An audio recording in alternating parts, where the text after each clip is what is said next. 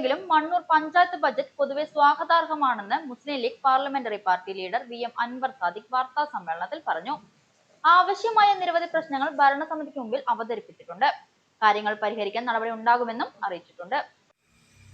മണ്ണൂർ പഞ്ചായത്തിലെ 2026-27 ബജറ്റിൽ ഒട്ടനവധി അംഗീകരിക്കേണ്ട വിഷയങ്ങളുണ്ടെങ്കിലും അതുപോലെ കൂട്ടിച്ചേർക്കേണ്ടതായ ഒട്ടനവധി കാര്യങ്ങൾ ചേർത്തണമെന്ന് നിർദ്ദേശങ്ങൾ ഉൾപ്പെടുത്തണമെന്നും സൂചിപ്പിക്കുകയുണ്ടായി.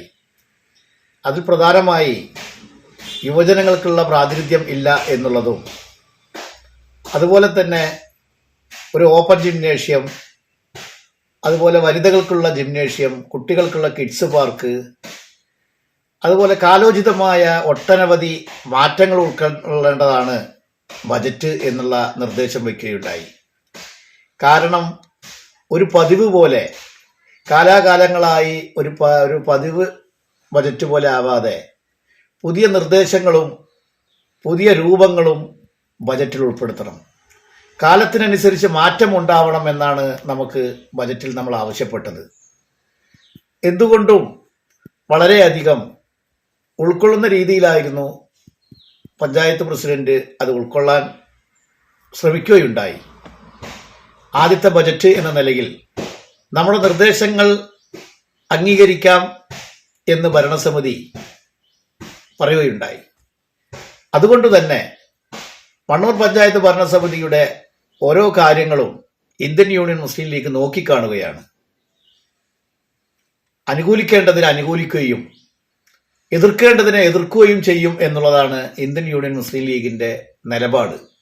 അതുമായി തന്നെ പാർട്ടി മണ്ണൂരിലെ ജനങ്ങൾക്ക് വേണ്ടി, ജനങ്ങളുടെ വികസനത്തിന് വേണ്ടി, ജനങ്ങളുടെ ഗുണത്തിന് വേണ്ടി എന്നും കൂടെയുണ്ടാവുമെന്നാണ് എനിക്ക് സൂചിപ്പിക്കാനുള്ളത്. അതായത് കൂട്ടിച്ചേർക്കേണ്ടത് കൂട്ടിച്ചേർക്കാം എന്ന് പറഞ്ഞതുകൊണ്ട് നമുക്ക് ആ ബജറ്റിനെ നമ്മൾ സ്വാഗതം ചെയ്യുന്നു. നമ്മൾ പറഞ്ഞ കാര്യങ്ങൾ അംഗീകരിച്ചു എന്നുള്ളത് കൊണ്ട് തന്നെ നമ്മൾ ആ ബജറ്റിനെ സ്വാഗതം ചെയ്യുകയാണ്. മണ്ണൂർ പഞ്ചായത്തിലെ ബജറ്റിൽ ഒട്ടനവധി അംഗീകരിക്കേണ്ട കാര്യങ്ങൾ ഉണ്ടെങ്കിലും പുതിയ നിർദ്ദേശങ്ങളും ഉൾപ്പെടുത്തേണ്ടതുമായ കാര്യങ്ങൾ ലീഗ് സൂചിപ്പിച്ചിട്ടുണ്ട്.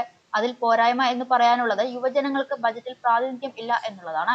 അതുപോലെ ഇന്നത്തെ കാലഘട്ടത്തിനനുസരിച്ച് പുതിയ മാറ്റങ്ങൾ ഉൾപ്പെടുത്തണമെന്നും കാലാകാലങ്ങളായിട്ടുള്ള ചടങ്ങാവരുത് ബജറ്റ് എന്നും മുന്നറിയിപ്പ് നൽകിയിട്ടുണ്ട്.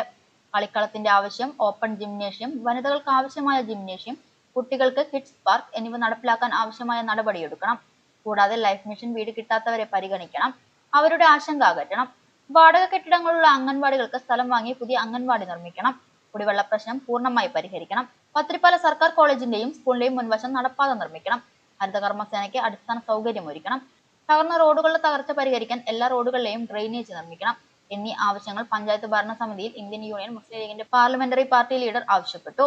തുടർന്നുള്ള വാർത്താ സമ്മേളനത്തിൽ VM അൻവർ സാദിഖ്, ധന്യ കൃഷ്ണദാസ്, സബിത മുനീർ എന്നിവർ പങ്കെടുത്തു.